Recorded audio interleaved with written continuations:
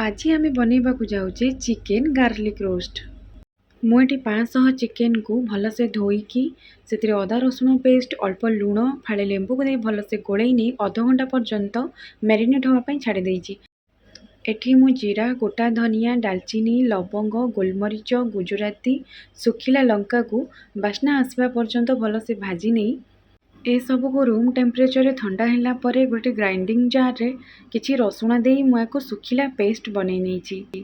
गोटे कढ़ई रे किछि तेल नहीं से मुझे जीरा देइछि पतला पतला करी काटी रखि पियाज को सेथिरे देई आमे गोल्डन ब्राउन कलर हैला पर्यंत भलसे भाजी नबा। एबे सेथिरे मैरिनेट होइथिबा चिकेन को पकई दबा आ चिकेन को आमे भलसे गोळई नबा। एबे चिकेन को कवर करी 10 रु 12 मिनिट पर्यंत कुक हवापाई छाड़ी दबा। चिकेन रो पानी को भलसे सुखिबा पर्यंत आमे कसिबा। एबे सेथिरे हळदी गुंड लंका गुंड अल्प लुण आउ गार्लिक पेस्ट को देई भलसे गोळई नबा। एबे 8 रु 10 मिनिट पर्यंत चिकेन को कवर करी सिझिबा पाई मीडियम फ्लेम रे छाड़ी नबा।